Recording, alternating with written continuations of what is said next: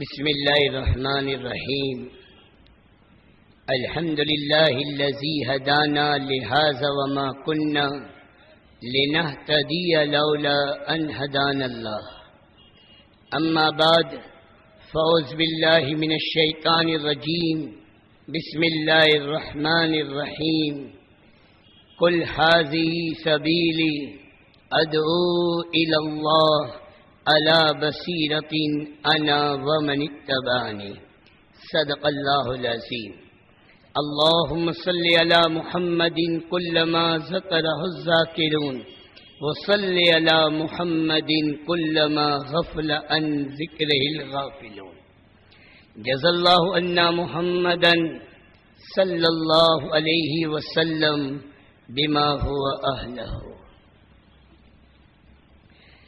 میرے محترم دوستو، بزرگوں، عزیزوں، اس وقت پوری دنیا میں جتنی محنتیں ہیں، افراد کے اعتبار سے ہو، مجمع کے اعتبار سے ہو یا حکومتی اعتبار سے ہو، یہ ساری محنتوں کی دو بنیادیں ہیں جس نے اس محنت کو ان کے لیے آسان بنا رکھا ہے.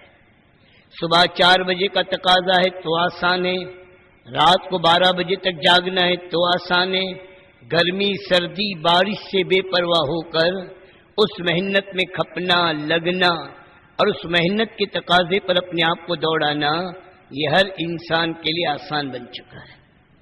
اور وہ بنیادی دو چیزیں ہیں. اگر اس دعوت کی عالی محنت میں بھی یہ دو چیزیں اگر ہمارے پاس آ جائے اور ہمارے اندر آ جائے تو یہ دعوت کی محنت پر جان دینا آسان ہو جائے گا، اور اس دعوت کے تقاضوں پر اپنے تقاضوں کا قربان کرنا آسان ہو جائے گا، اور اللہ پورے عالم کے اعتبار سے ہم سے کام لے لے گا. سب سے پہلی بنیاد جس نے اس دنیا کی ساری محنتوں کو لوگوں کے لیے آسان بنا رکھا ہے، ایک بوجھ اٹھانے والا حمال، اس کے لیے بوجھ کا اٹھانا آسان ہے، اور ایک کسان کے لیے کھیت میں ہل چلانا آسان ہے، تاجر کے لیے تجارت آسان، ملازم کے لیے ملازمت آسان، ڈگری والے کے لیے ڈگری پر محنت آسان. اس کی سب سے پہلی بنیاد جو ہے وہ یقین کی طاقت ہے. جو جس لائن کی محنت کر رہا ہے، جو جس مشغلے میں لگا ہوا ہے، جو جس کام کو کر رہا ہے، اس کے دل کے اندر اس محنت سے اپنے تمام مسئلوں کا حل اور اپنی تمام ضرورتوں کا پورا ہونے کا یقین ہے. میرے بچوں کی فیس کہ اس دکان سے، میرے گھر کے خرچے کہ اس دکان سے، میرے گھر کے چولہے کہ اس دکان سے، میری بیوی بچوں کے تقاضے کہ اس دکان سے، دوائیوں کا انتظام کہ اس دکان سے، لائٹ کا بل کہ اس دکان سے، اور ہماری ساری ضرورتوں کا پورا ہونا اس دکان سے ہے. اس یقین کی طاقت نے اس محنت کو ان کے لیے آسان بنا رکھا ہے. جس کو اپنی محنت پر یقین نہیں ہے، وہ محنت اس کے لیے بوجھ ہے. جلد سے جلد اس محنت کو چھوڑنا اور کسی محنت میں لگنے کی آدمی فکر کرتا ہے کہ بھائی یہ محنت میں اب یقین نہیں رہا، اس محنت سے اب مسئلے حل نہیں ہو رہے، یہ دکان اب نہیں چل رہی ہے، ضرورتوں کے پورا ہونے کا انتظام نہیں ہو رہا ہے، تو آدمی دکان بدل دیتا ہے، کاروبار بدل دیتا ہے، دکان بیچ دیتا ہے، کوئی دوسری لائن اختیار کرتا ہے کہ صاحب یہ محنت نہیں چل رہی. اور جس کو اپنی محنت سے وہ سارے مسئلوں کے حل ہونے کا یقین ہے اور اس محنت سے چیزیں مل رہی ہے، آدمی کے اندر استقامت ہے. 10 سال، 20 سال، 50 سال، میرے دوستو پیڑھیوں میں چل رہی ہے. باپ دادا کے زمانے کی دکانیں آج بھی چل رہی ہے. بھئی کیا بات ہے؟ محنت پر ملنے کا یقین، اور میرے دوستو نفع کا یقین ہے جس نے وہ محنت ان کے لیے آسان کر رکھی. کہ بھئی یہ بات صحیح ہے غلط ہے؟ ارے بولو. پہلی بنیاد یقین. ایک رکشہ چلانے والے کو یقین ہے میرے دوستو صبح سے لے کر شام تک اس کے لیے پھرنا آسان ہے.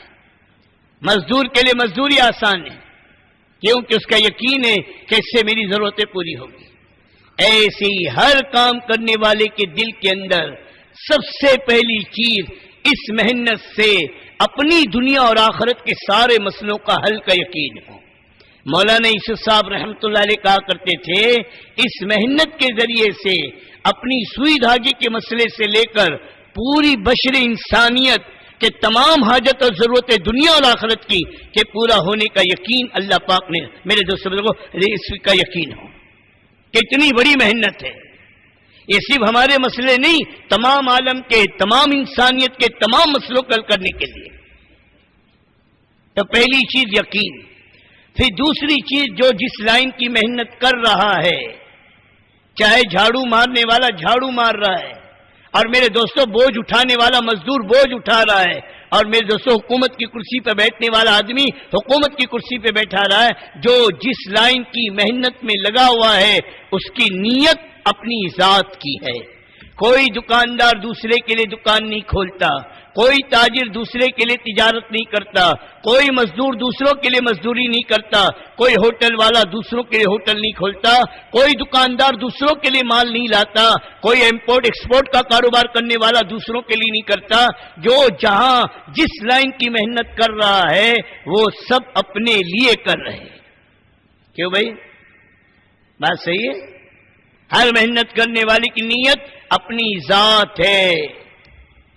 لیکن یہ دعوت کے کام میں شیطان نیت بدلوا دیتا ہے کہ دوسروں کے لیے کر رہے ہیں، دوسروں کی ہدایت، دوسروں کی فکر، اپنی ذات سے نگاہ ہٹ گئی. مولانا عبید اللہ صاحب رحمۃ اللہ علیہ کہا کرتے تھے، جس کا وعدہ ہے اس کی نیت نہیں، جس کی نیت ہے اس کا وعدہ نہیں. ملے گا تو کیسے ملے گا؟ اللہ کا وعدہ کیا ہے؟ جو محنت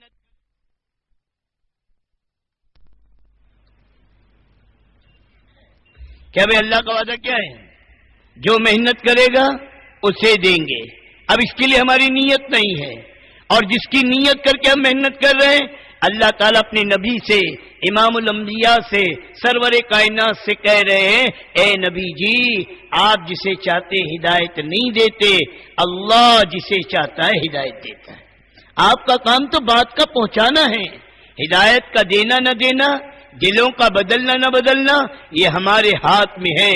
ہم جسے دیں کوئی روک نہیں سکتا، اور ہم نہ دیں کوئی دے نہیں سکتا.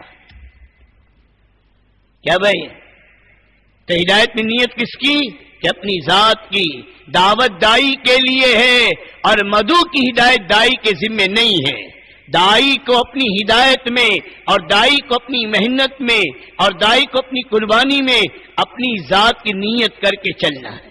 جو دوسروں کی نیت کر کے محنت کر رہا ہے اس کی مثال ایسی ہے جیسے اندھے کے ہاتھ میں لالٹین. کیوں اندھے کے ہاتھ میں لالٹین دیکھی؟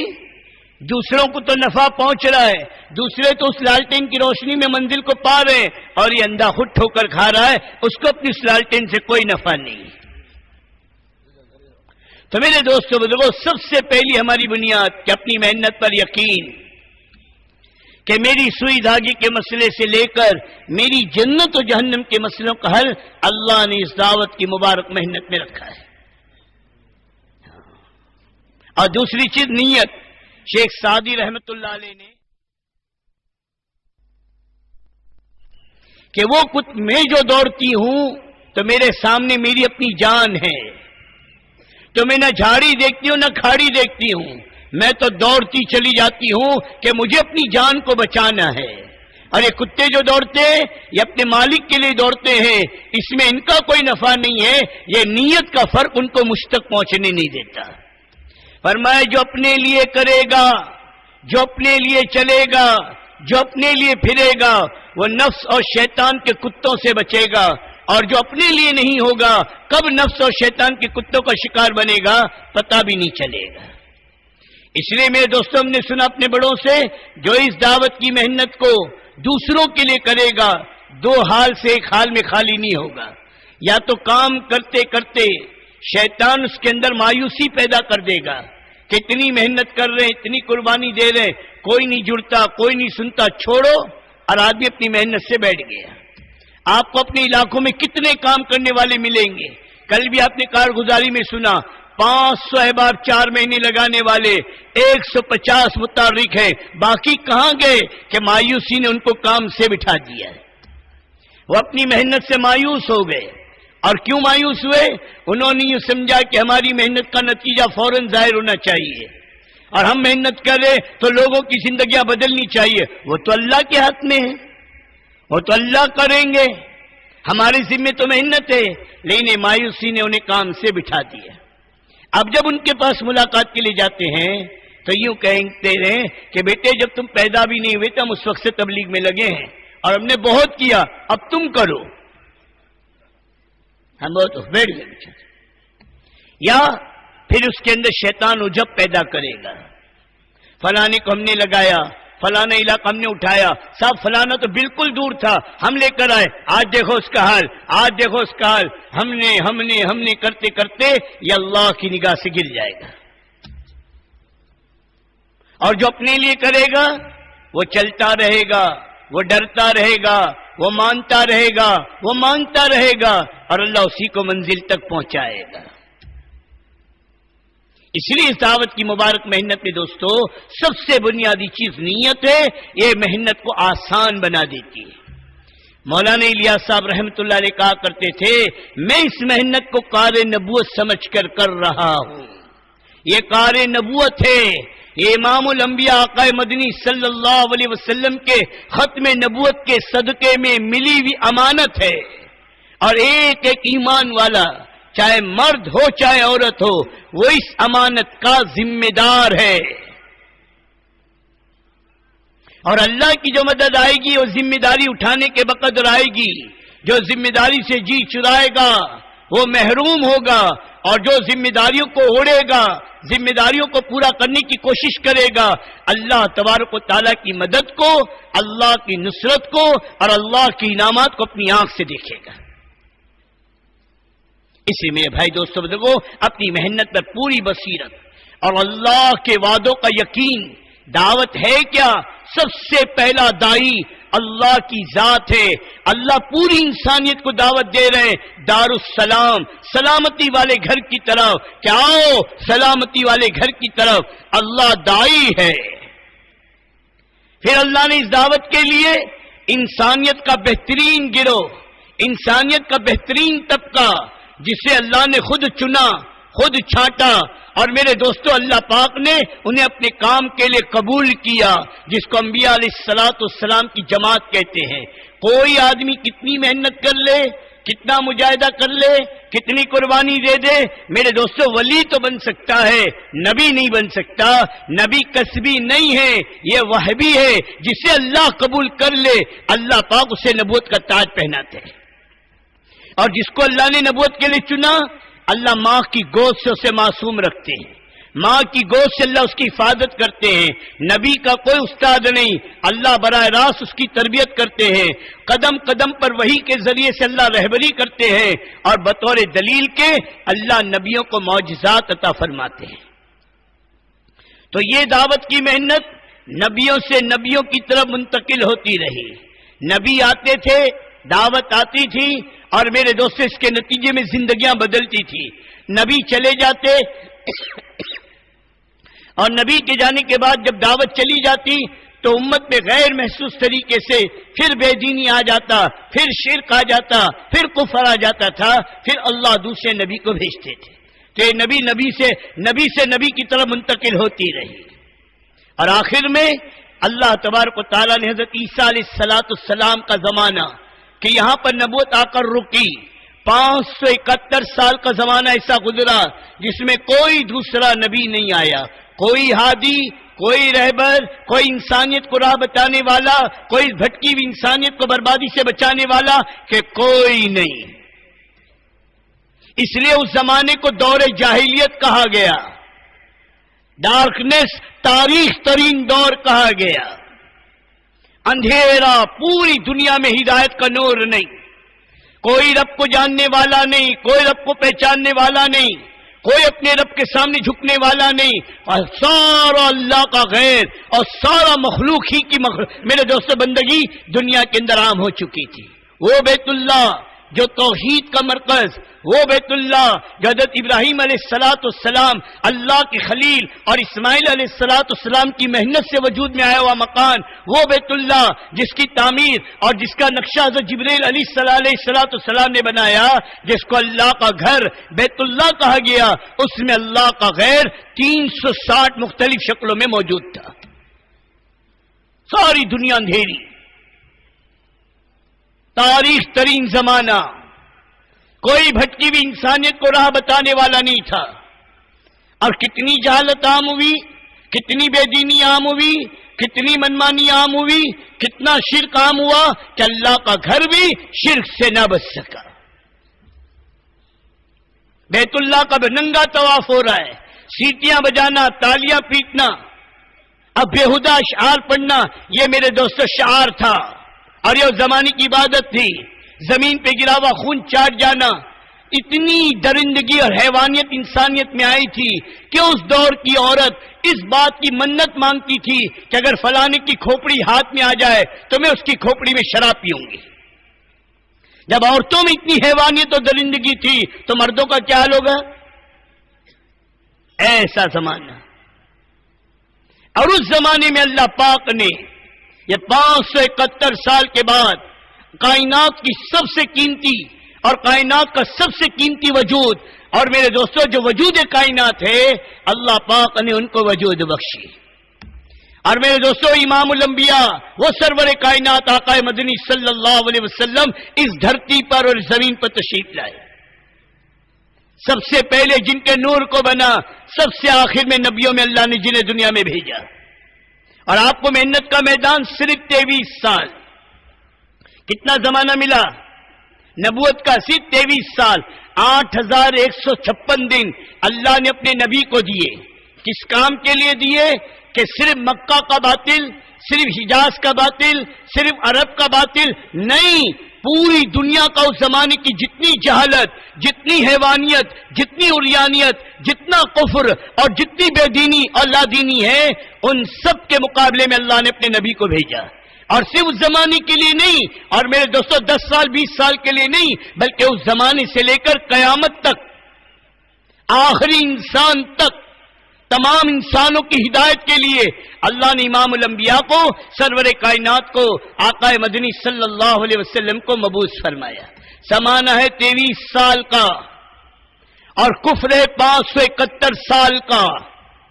قیامت تک کہ اللہ نے دعوت کی طاقت بتلائی، امام الانبیاء والی محنت کی طاقت بتلائی کہ 23 سال کے قلیل عرصے میں 8156 دن کی محنت پر 571 سال، 650 سال کا باطل اللہ نے توڑ کے دکھایا۔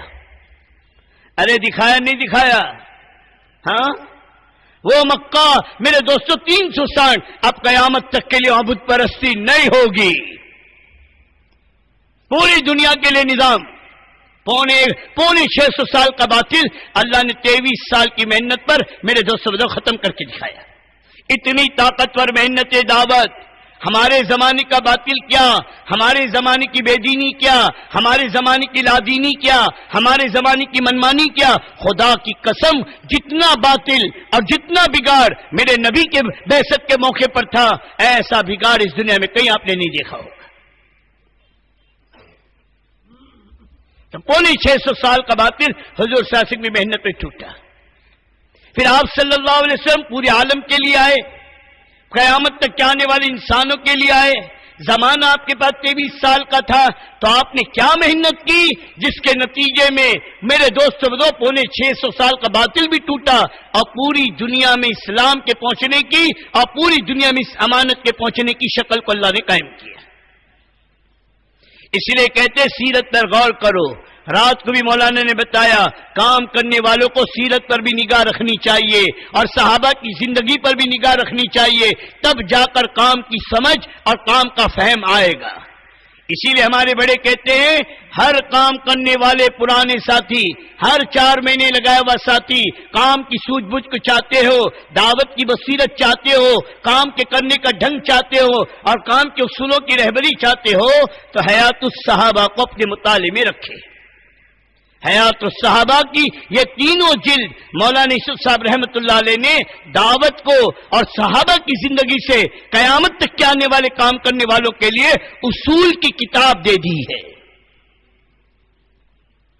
کہ کوئی اور اصول نہیں، ہمارے لیے قیامت تک کے اصول صحابہ کی جماعت ہے جو براہ راست اللہ کے نبی کی تربیت یافتہ اور اللہ کے نبی کی صحبت یافتہ ہے۔ اسی لیے میرے دوستوں دیکھو ہر کام کرنے والے پر حیات الصحابہ ہونی چاہیے، اور ایک بار پڑھنے پر نہیں، مولانا طارق جمیل صاحب دامت برکاتہم نے کہا کہ میں نے حضرت مولانا سعید حامد خان صاحب رحمۃ اللہ پوچھا کہ بڑی تاریخ تو نے حیات الصحابہ کتنی بار پڑھی؟ میں نے کہا 3 بار بالاستیاب پوری پڑھی ہے۔ تو مولانا نے کہا حیات الصحابہ کی سمجھ بوجھ نہیں ملے گی جب تک 10 مرتبہ اس کتاب کو بالاستیاب دھیان کے ساتھ نہ پڑھو گے۔ اتنی زبردست چیز ہے، ہم تو ایک بار پڑھ کے ماشاءاللہ پڑھ لی ہے، یہ پڑھنا تھوڑی ہے، اس کو تو گڑنا ہے، زندگیوں میں اتارنا ہے، یہ تو دعوت کے اصول ہے قیامت تک کے لیے۔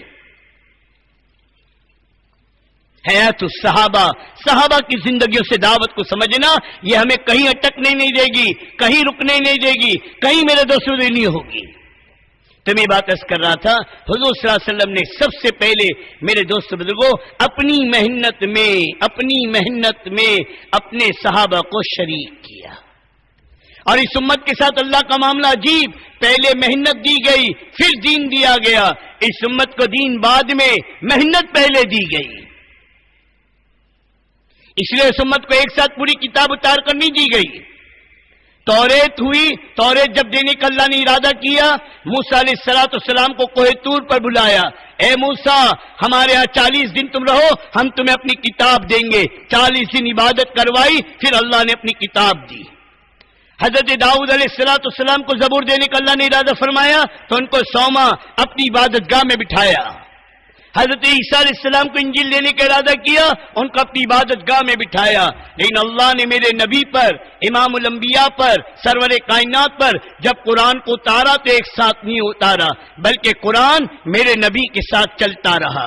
جہاں جہاں میرا نبی گیا ہے قرآن آپ کے ساتھ ساتھ ہے، جہاں جہاں اللہ کے نبی تشریف لے گئے قرآن کی آیت مستقل اللہ کے نبی پر اتر رہی ہے۔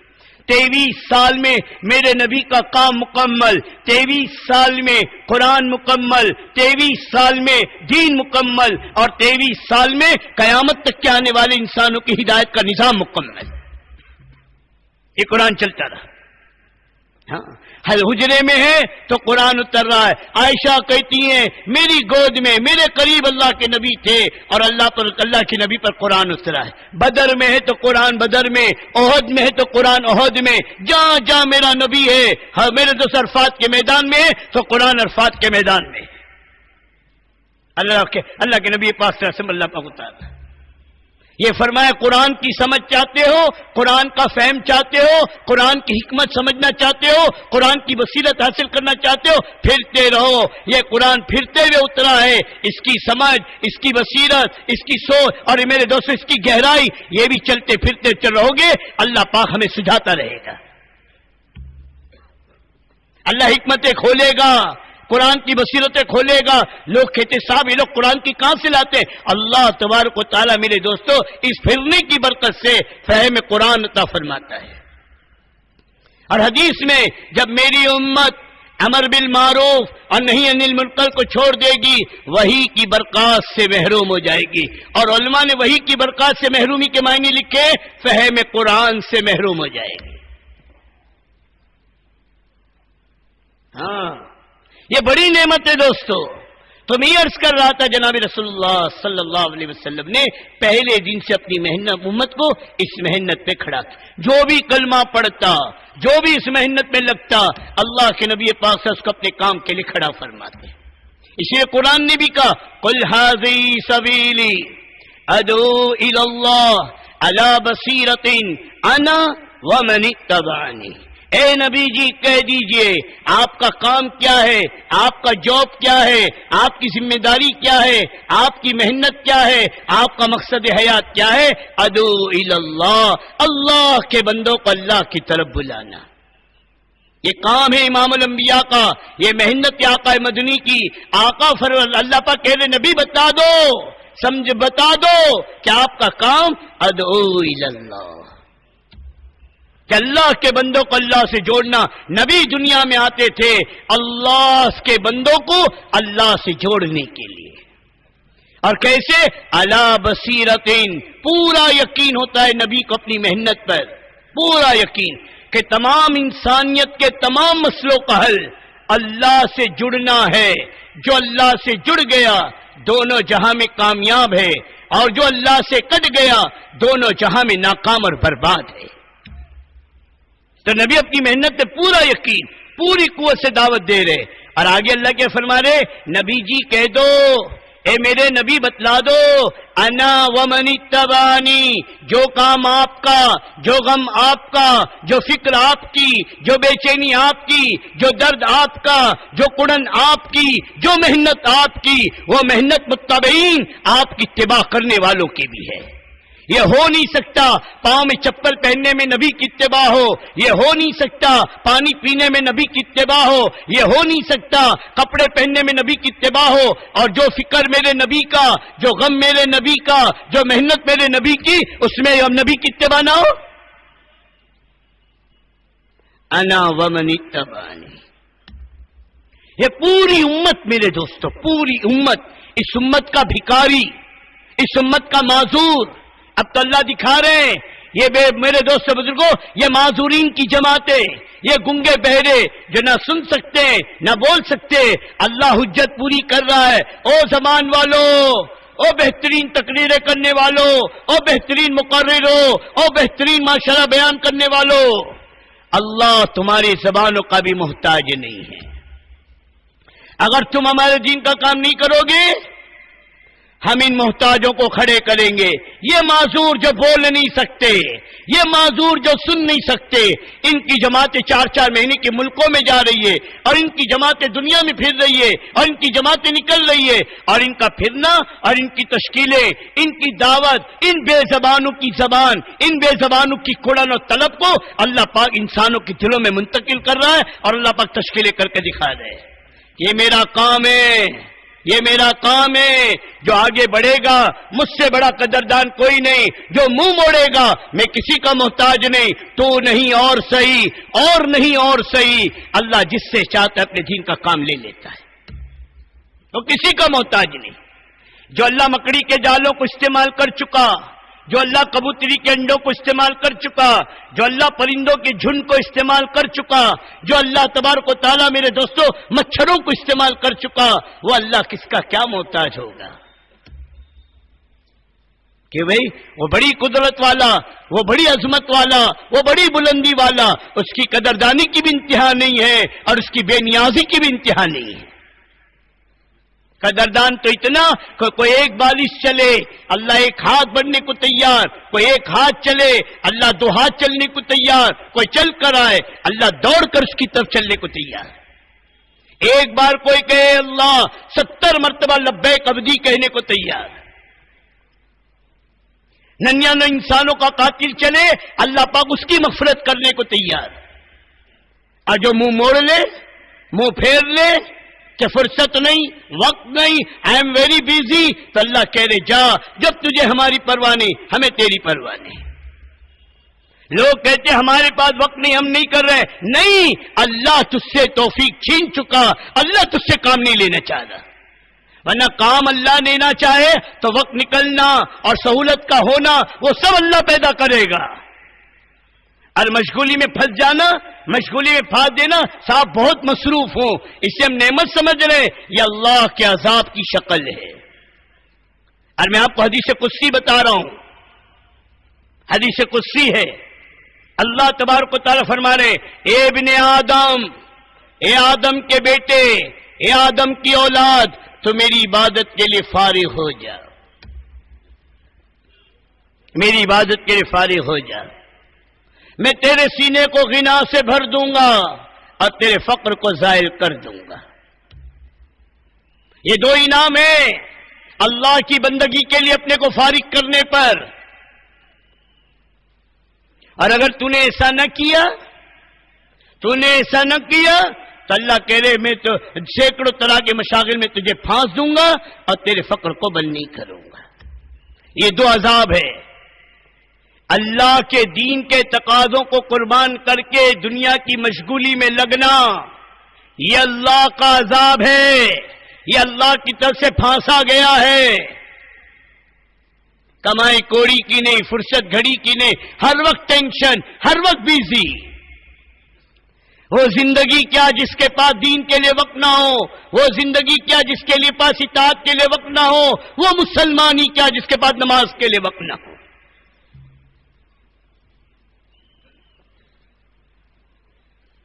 میرے بھائی دوستوں بات سمجھ میں آ رہی؟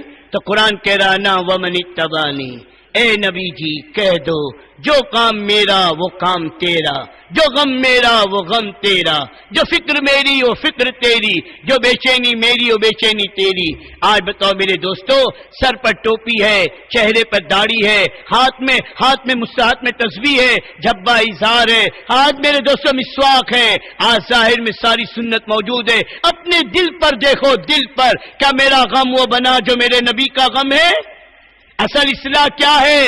دل کا بدلنا۔ اصل اصلاح کیا ہے؟ غم کا بدلنا۔ اصل اصلاح کیا ہے؟ فکر کا بدلنا۔ اصل اصلاح کیا ہے؟ اندر کی بے چینی اور کڑن کا بدلنا۔ آج ظاہر کی اصلاح ہو رہی ہے، لیکن اندر کی، خدا تجھے کسی طوفان سے آشنا کر دے کہ تیرے بحر کی موجوں میں اضطراب نہیں۔ اللہ نے اتنا بڑا کام جو مولانا الیاس صاحب رحمۃ اللہ علیہ سے لیا ہے۔ اس زمانے میں زرخیز زمانہ تھا، بڑے بڑے مشائخ، بڑے بڑے اولیاء، بڑے بڑے صلحاء، بڑے بڑے متقی اور بڑے بڑے مشائخ موجود تھے، لیکن اللہ نے مولانا الیاس صاحب رحمۃ اللہ علیہ سے اتنا بڑا جو کام لیا، ان کے اندر کی کڑن، ان کے اندر کی بے چینی، ان کے اندر کی فکر کی برکت سے، کہ ان کو دیکھ کر یوں لگتا تھا کسی باپ کا جوان بیٹا مرا ہو اور وہ بے باپ اپنے جوان بیٹے کو دفن کر کے آیا ہو۔ جو غم و صدمہ اس باپ پر، وہ غم و صدمہ مولوی الیاس پر امت کے متعلق تھا۔ کہا کرتے تھے کسی کی شب وصل سو کر کٹے، کسی کی شب ہجر رو کر کٹے، یا الہی یہ کیسی شب ہے میری، نہ سو کر کٹے ہے نہ رو کر کٹے۔ وہ غم آئے دوستو، غم آدمی کو جو چیز چلاتی ہے نا، وہ اندر کا غم چلاتی ہے، غم۔ بیوی بیمار ہو، چہرے سے پتا چلتا ہے کوئی غم کھا رہا ہے۔ بچہ بیمار ہو، چہرے سے پتا چلتا ہے کوئی غم کھا رہا ہے۔ بچہ جیل میں بند ہو، باپ کے چہرے سے پتا چلتا ہے کوئی غم کھا رہا ہے۔ ڈاکٹر کسی بیماری کو بتائے، آدمی کے چہرے سے پتا چلتا ہے کہ کوئی غم کھا رہا ہے۔ اب میں پوچھتا ہوں، یہ امت کا حال، پوری دنیا کا حال آج جہنم کی طرف دوڑ رہی ہے، اللہ سے دور اور نبی کی زندگیوں کو چھوڑ کر انسانیت بربادی کی طرف بڑھ رہی ہے۔ کیا غم ہے میرے سینے میں، کیا درد ہے میرے سینے میں، کیا بے چینی ہے میرے سینے میں؟ یہ سارا بیٹھا مجمع اندھرا کا اپنے دل پر ہاتھ رکھ کر سوچے۔ یہ کام باتوں کا تھوڑی ہے، یہ تو دل کے جلانے کا کام ہے، یہ تو دل کو بے چین کرنے کا کام ہے۔ اللہ جو کام لیتے ہیں وہ اندر کی کڑن پر، اندر کی بے چینی پر، اندر کی تڑپ پر، وہ آہ بڑے مثال دیتے ہیں، گھر میں کسی شوہر کا انتقال ہو گیا، اب بیوی کوئی بیان تقریر نہیں کرتی، رشتہ دار آتے ہیں، عورتیں آتی ہیں، ارے آپا تو ایک آہ کرتی ہے کہ ہائے تم نہ رہے، لیکن اس کی ہاں، اس کی آہ سب کو رلا دیتی ہے، سب کو رلا دیتی ہے۔ کیوں دوستو؟ وہ کوئی تقریر کرتی ہے نے اندر کیا اس کا غم سب کی آنکھوں میں آنسو لے آتے ہیں۔ لیکن آج بتاؤ دوستو بزرگو، ہمارے اندر غم کتنا ہے؟ میں خود اپنے بارے میں بھی سوچوں، میں بات کر رہا ہوں، میرے اندر غم کتنا ہے؟ امت کا حال، امت کے بارے میں سن کر، امت کا حال دیکھ کر، یہ چلایا پھرایا جماعتوں میں اسی لیے جا رہا ہے، چل پھر کر دیکھو، یہ پیدل جماعتوں میں چل پھر کر دیکھو کہ امت کہاں جا رہی ہے۔ ایک بستی میں جماعت پہنچی، لوگوں نے جماعت والوں کو دیکھ کر کہا اب کیوں آئے ہو، اب کیوں آئے ہو؟ اگر کچھ دن پہلے آ جاتے ہم ایمان سے محروم نہ ہو جاتے۔ پورا گاؤں اب کیوں آئے؟ ہم تو وقت دیکھ کر، فرصت دیکھ کر سب چلہ پورا کرنا ہے، 4 مہینے پورا کورس ہے، یہ کورس ہے، یہ درد ہے، درد، یہ بے چینی ہے، بے چینی، یہ کڑن ہے، کڑن، اندر کی تڑپ۔ جس کے اندر یہ ہونا، یہ گھر نہیں بیٹھ سکتا، یہ بیوی کے پاس چین سے نہیں رہ سکتا۔ صحابہ کے بارے میں تو یہی آیا، صحابہ اور ہم میں فرق کیا ہے؟ ہاں بھائی، صحابہ اور ہم میں فرق کیا ہے؟ صحابہ اللہ کے دین کے تقاضے پر سب کچھ قربان کر دینا اپنے لیے سعادت سمجھتے تھے، اور آج اپنی دنیا کے تقاضوں سے جو وقت بچا جو فرصت ملی چلو بھائی اللہ کے دین کا. میں کہتا ہوں اس کا انکار نہیں، یہ بھی خیر ہے، یہ بھی برکت ہے، یہ بھی بڑی سعادت ہے، یہ بھی بڑی نعمت ہے.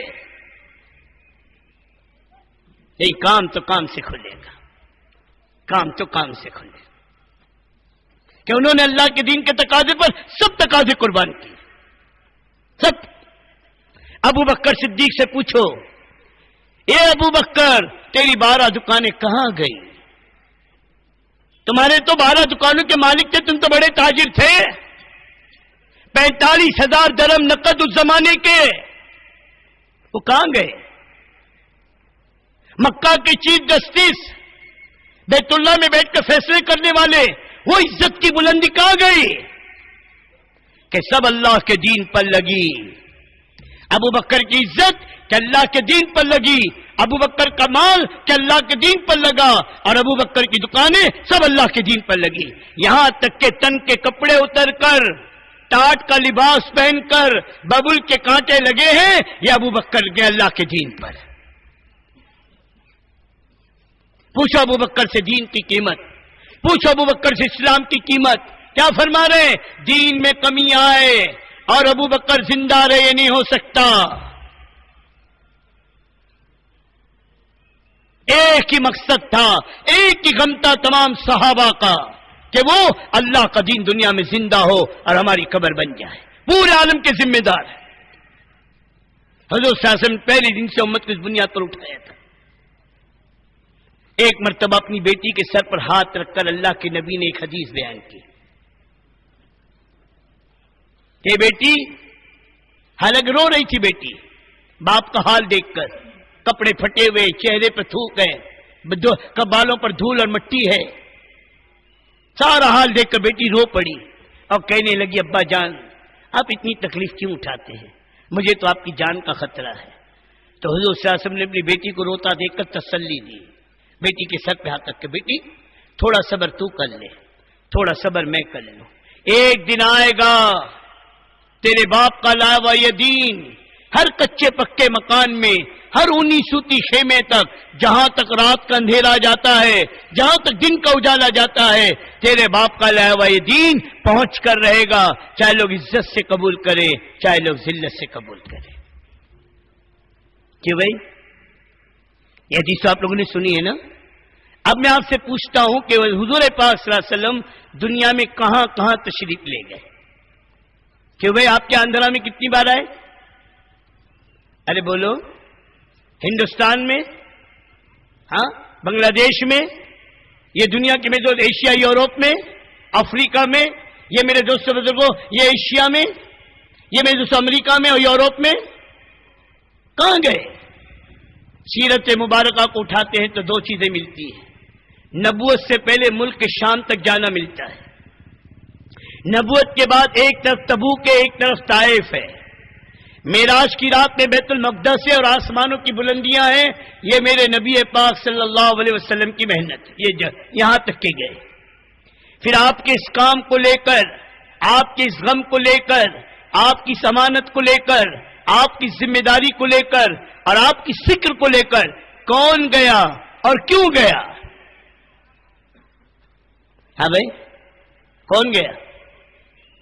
یہ صحابہ کی جماعت ہے. یہ صحابہ اللہ کے نبی کی امانت کو لے کر دنیا میں پہنچے ہیں. پوری انسانیت کے درمیان میں واسطہ ہے، اللہ کے نبی اور ہمارے درمیان واسطہ ہے، یہ صحابہ کی جماعت ہے. حجۃ الوداع کے موقع پر 1,24,000، ایک قول کے مطابق 2 لاکھ کے قریب صحابہ کرام رضی اللہ تعالی عنہ موجود ہیں. وہاں انبیاء علیہ السلام 1,24,000، یا میرے نبی کی 23 سال کی محنت پر 1,24,000 کم و بیش، باقی اور دوسرے اس کا انکار نہیں. لیکن آج جنت البقیع میں، جنت المالا میں، یہ مکہ کے قرب جوار میں تمام جگہ صحابہ کی جو قبریں ملتی ہے. امام مالک رحمۃ اللہ علیہ نے کتاب لکھی ہے، اس میں صحابہ کی تعداد، ان کے نام جو مکہ میں، مدینہ میں اور جنت البقیع، جنت المالا میں اور اس کے قرب جوار میں دفن ہے، ان کی جو تعداد لکھی ہے وہ 12,500 سے لے کر 14,000 ہے. اب 1,24,000 میں سے 14,000 ہم پکڑ لیں صحابہ کی جماعت، صحابہ مکہ اور مدینہ میں ہیں، 1,10,000 کہاں گئے اور کیوں گئے؟ کیا بھائی؟ مال کمانے گئے تھے، عہدے ڈگریوں کے لیے گئے تھے؟ جو گیا ہے نبی کے غم کو لے کر، جو گیا ہے نبی کے کام کو لے کر، جو گیا ہے نبی کی فکر کو لے کر، اور جو گیا ہے نبی کی بے چینی کو لے کر، دنیا میں گئے، مرد بھی گئے، عورتیں بھی گئی، جہاں مردوں کی قبریں ملے گی اور صحابیات عورتوں کی بھی قبریں ملے گی، ساری دنیا میں گئے۔ ہماری جماعت ماسکو گئی تھی، روس، کہاں یہ عرب کا ریتیلا میدان اور کہاں وہ روس کی برفیلی وادیاں، وہاں ایک شہر، ایک ملک ہے داغستان۔ 10 سال کے بعد ہماری پہلی جماعت وہاں پہنچی تھی، تو لوگ ہم نے وہاں کام کرایا۔ تو وہاں ایک شہر ہے ڈربن، اور یہ تاریخی شہر ہے، 3,500 سال پرانی تاریخ ہے اس کی۔ وہ ہمیں اس شہر میں لے گئے، شہر میں کام کرتے تھے، تو ہمیں قبرستان میں لے گئے۔ وہاں اس قبرستان میں انہوں نے وہ قبریں دکھائی، 40 صحابہ کی قبر ایک ساتھ وہاں موجود ہے۔ عبد الرحمن ابن ربی باہلی اور سلمان ابن ربی باہلی، یہ 2 بھائی تھے جو 40 صحابہ کے ساتھ وہاں آئے حضرت عثمان غنی کے زمانے میں۔ ایسے چلے 4 مہینے کے لیے نہیں آئے، ہاں ریٹرن ٹکٹ لے کر نہیں آئے، آج بھی وہاں پر آرام کر رہے ہیں۔ جو جہاں گیا وہاں دفن بنا، جو جہاں گیا یہ ہدایت کا بیج تھا، جس زمین میں جا کر دبا ہے ہدایت کی ہوا کو چلایا۔ ایک ایک ایمان والا، ایک ایک ایمان والا یہ ہدایت کا بیج ہے۔ لاکھوں انسانوں کی ہدایت خدا کی قسم ایک ایک ایمان والے کے اندر چھپی ہوئی ہے۔ 40 سال ترکی گئے، نبی کا میزبان وہ ابو ایوب انصاری رضی اللہ تعالیٰ عنہ جو میزبان رسول ہے، اور آج وہ میرے دوست بزرگوں میں ترکیوں کا میزبان ہے، ترکیوں کا مہمان ہے، میزبان رسول آج ترکیوں کا مہمان ہے۔ کہاں مدینہ اور کہاں ترک؟ یورپ کا دامن، امام الانبیاء حضور صلی اللہ علیہ وسلم کا میزبان وہاں جا کر دفن ہوا۔ 94 سال کی عمر میں وصیت کر کے گئے، جب تک زندہ ہوں مجھے اپنے ساتھ لے کر چلنا، میں مر جاؤں میرے جنازے کو بھی اپنے ساتھ چلانا، اور جہاں تمہاری آخری منزل ہو مجھے وہاں دفن کرنا۔ زندہ تھے، 94 سال کی عمر میں چلے، مرے 7 دن تک ان کا جنازہ، ان کی لاش بھی ساتھ میں چلتی رہی، اور 7 دن کے بعد جہاں آخری پڑاؤ تھا وہاں جا کر انہیں دفن کیا گیا۔ اور وہاں صرف استنبول کے اندر، ترکی کا جو کیپ ہے استنبول کے اندر 70 صحابہ کی قبریں ہیں، 70 صحابہ، اور پورے ترکی کے اندر 700 صحابہ دفن ہیں۔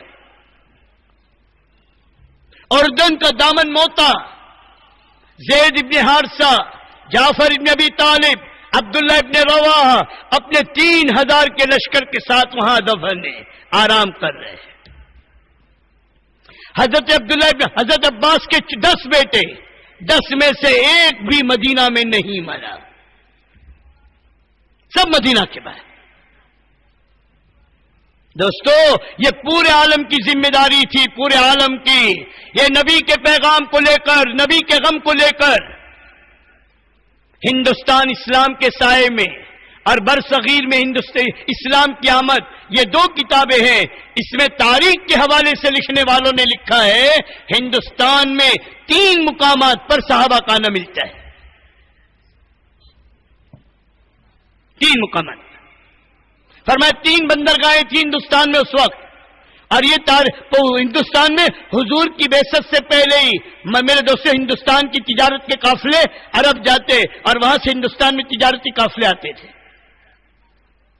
اور 3 بندرگاہیں تھی، ایک بھروچ، ایک ملبار اور ایک تھانہ، یہ 3 جگہ تھی، اور یہاں صحابہ دفن ہیں، ان کے نام بھی موجود ہے۔ دنیا میں گئے.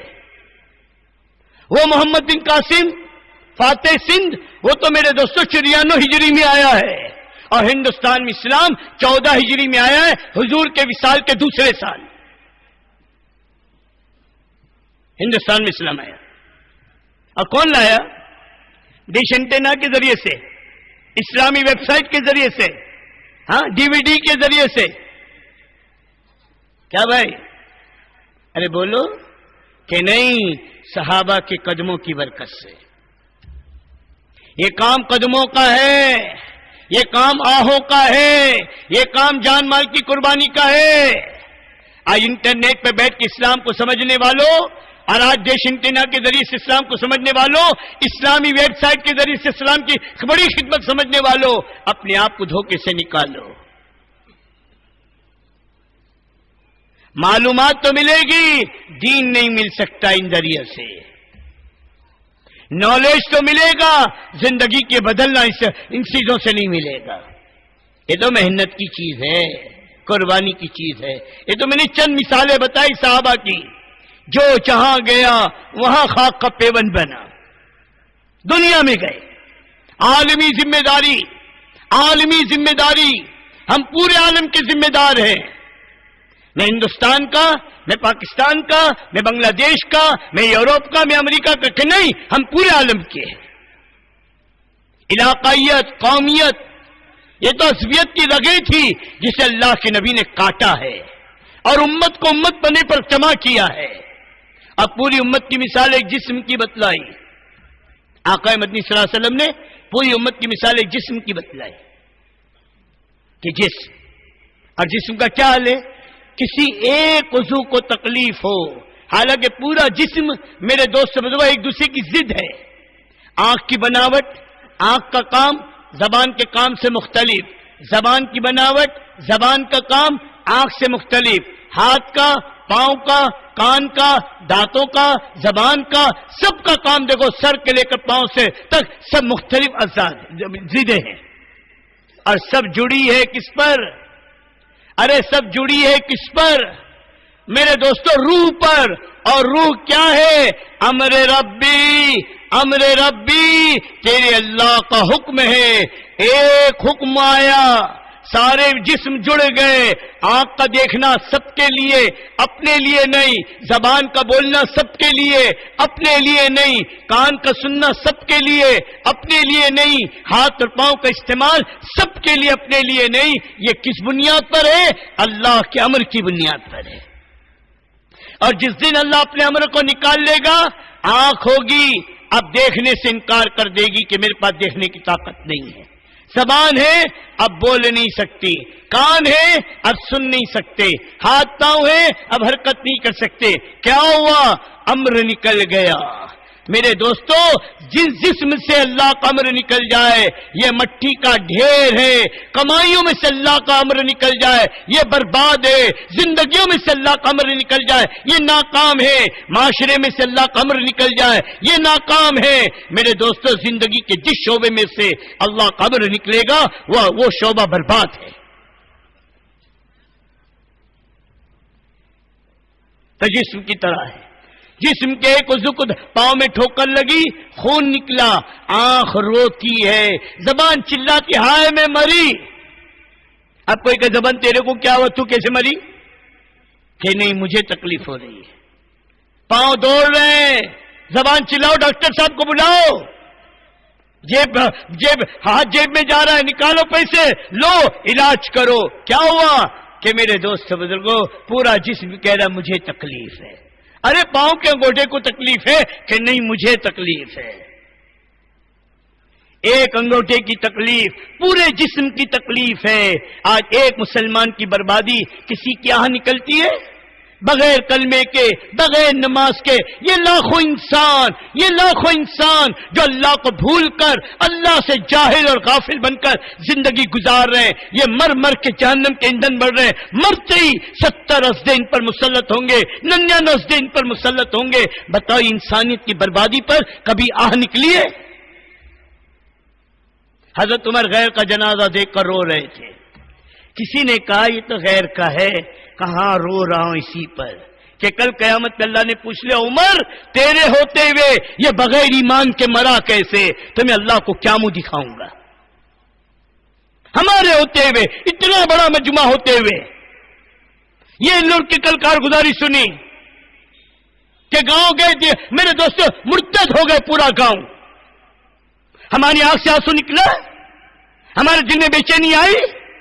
یہ پوری ساحلی پٹی اٹھا کر دیکھو آپ کے اندر کی ایلور سے لے کر میرے دوستوں وشاکھاپٹنم سریکاکولم وجے نگرم تک اندر جاؤ دوستو, چلو پھرو. یہ پیدل جماعتیں کھیل نہیں ہے, چلو پھرو تو امت کا حال سامنے آئے گا. نظام الدین کے اندر کارگزاری سنی, تامل ناڈو کی جماعت تھی, روتے ہوئے انہوں نے کارگزاری سنا ہے, روتے ہوئے 25-25 کلومیٹر پیدل چل کر وہ دیہاتوں میں پہنچی ہے. اور مسلمانوں کا حال جو سنایا میں دوسرے سمجھنے میں کیا آپ کو بتاؤں. اور ہمارے کپڑوں کی استری نہیں ٹوٹے, ہمارے بالوں کی سٹائل نہ بگڑے, ہمارے گھر کے چولہے نہ فرق نہ آئے, اور ہماری دنیا میں ذرا آنچ نہ آئے, اور دنیا میں اللہ کا دین زندہ ہو جائے. جس دین کے لیے میرے نبی کے پیٹ پر پتھر بندے ہوں, جس دین کے لیے ابو بکر صدیق کے تن کے کپڑے اترے ہوں, جس دین کے لیے حضرت عمر رضی اللہ تعالی نے سب کچھ لگایا ہو, اور جس دین کے لیے عثمان علی نے اپنا سب کچھ قربان کیا ہو, اور آج اس دین کے لیے میرے دوست بزرگوں ہم چاہیں کہ ہمارے بالوں کی اسٹائل بھی نہ بگڑے. ہائے دوستو, امت کا حال, امت کی فکر, امت کی بے چینی بہت بڑی نعمت اللہ جس کو نصیب کر دے. ایک غم, اللہ دو غم جمع نہیں کرتا. جو آخرت کے بارے میں غمگین ہوتا ہے اللہ دنیا کے غم سے اس کو آزاد کر دیتا ہے. جو امت کا غم کو لے کر پھرے گا اللہ اس کو دنیا کے غموں میں مشغول ہونے نہیں دے گا. دوستو, میرے بھائی, دوستو, بزرگوں, اپنے بارے میں فیصلہ کرنا ہے, اس کام کے بارے میں طے کرنا ہے. ملنے والے اجر کا یقین ہو, ملنے والے انعامات کا یقین ہو. کسی کو شب قدر مل جائے, 1000 مہینوں سے افضل رمضان کا مہینہ, ایک عمل میرے دوست سے بزرگوں, فرض نماز 70 فرض کے برابر, سنتیں 70, نفل 70 فرض کے برابر, اور فرض کا ثواب کیا ہوگا؟ شب قدر, رمضان کا مہینہ, اور بیت اللہ جیسا مقام جہاں ایک عبادت 1 لاکھ کے برابر. فرمایا اس رات میں اس مقام پر کوئی پوری رات عبادت کرے, اس سے افضل اللہ کی راہ میں تھوڑی دیر کا نکل جانا ہے. اللہ کی راہ میں تھوڑی دیر کا نکل جانا. اس راستے کی قیمت کو کوئی بیان کر ہی نہیں سکتا. اللہ کیا دے گا کوئی سوچ نہیں سکتا. اپنی شان کے اعتبار سے, اپنی کمال کے اعتبار سے, اور اپنی اول الشان بزرگی کے اعتبار سے اللہ تبارک و تعالیٰ دے گا. جب بننے والی محنت کر کے زندگی کے بننے کا یقین ہے, امام الانبیاء والی محنت کو, اور میرے دوستو اللہ کی دی ہوئے اس کام کو اپنا کام کرنے پر میرے دوستو زندگی کے بننے کا یقین کیوں نہیں ہے؟ یہ محنت صرف میرے مسئلے کا نہیں, میری نسلوں کا. اللہ دائی کی محنت پر 7 پشتوں تک کے دائی کی اللہ ہدایت کو عام کرتا ہے. 7 پشتوں تک.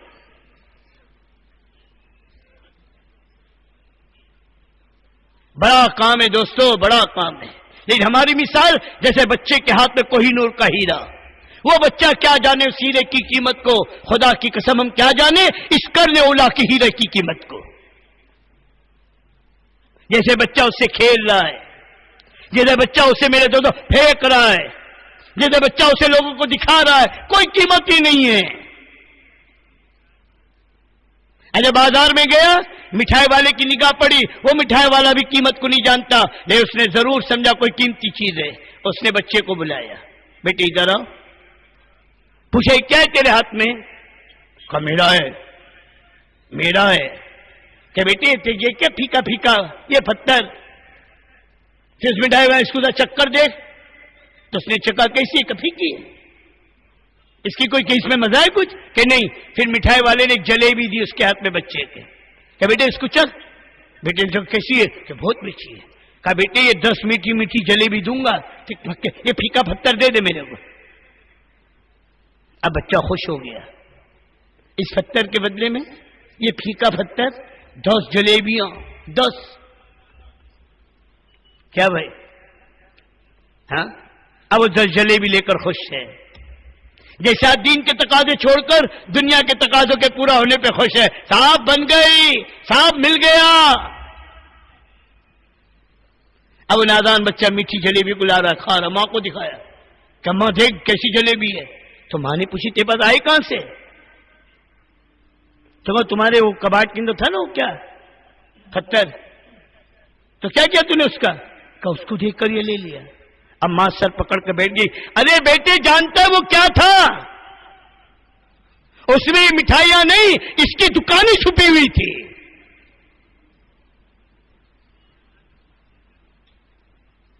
لاکھوں، اور تم نے اسے دے دیا. ہائے رے دوستو، جیسے وہ نادان بچہ اس ہیرے کی قیمت کو نہیں جانتا. خدا کی قسم دوستو، میں اپنے بارے میں تو کہہ سکتا ہوں ابھی تک کہ اس کام کی قیمت کا پتہ نہیں چلا. یہ کیا ہے؟ یہ کتنی بڑی نعمت ہے، یہ کتنا بڑا انعام ہے، اور اللہ نے امام الانبیاء کی امت پہ پیدا کر کے کتنی بڑی دولت دی ہے. اپنا مقام پہچانو. ہمارے نبی وجود کائنات ہے، اور اللہ کے نبی کا ماننے والا یہ امتی بقائے کائنات ہے. جب تک یہ باقی ہے، چاہے اس امت کا فقیر ہو، چاہے تو امت کا مالدار ہو، جو بھی ہے کلمہ پڑھ رہا ہے، یوں کہہ رہا میرے باپ دادا اس کلمے کو کہتے تھے، میں بھی کہتا ہوں اللہ اللہ اللہ. اس اللہ اللہ کہنے والا ایک مسلمان اللہ کے نزدیک کتنا وی آئی پی ہے، اللہ کے نزدیک کتنا قیمتی ہے، اللہ کے نزدیک کتنا خواص ہے کہ پوری کائنات کا نظام اللہ اسے ایک آدمی کے لیے رکھا ہے. سورج کی روشنی، چاند کی چاندنی، ہواؤں کا نظام، زمین اور آسمان کا نظام، سب اسے ایک فرد کے لیے. اور جس دن ایک ایمان والا نہیں ہوگا اللہ پوری کائنات کا نظام توڑ دے گا. ہمارے نبی وجود کائنات، یہ امت بقائے کائنات. سب سے پہلے جنت میں امام الانبیاء داخل ہوں گے. آقا فرما رہے جنت ہر نبی پر حرام، کوئی نبی جنت میں جا نہیں سکتا جب تک میں جنت میں داخل نہ ہو جاؤں. سب سے پہلے جنت کا دروازہ میں کھٹکھٹاؤں گا، سب سے پہلے جنت کا دروازہ میرے لیے کھولا جائے گا، اور سب سے پہلے جنت میں جاؤں گا. پھر آقا مدنی صلی اللہ علیہ وسلم نے فرمایا جنت ہر نبی کی امت پر حرام ہے. کسی نبی کا کوئی امتی چاہے 500 سال 1000 سال عبادت کر کے گیا ہو جنت میں جا نہیں سکتا جب تک میرا امتی جنت میں داخل نہ ہو جائے. سب سے پہلے بعد میں آنے والی اور سب سے پہلے جنت میں جانے والی.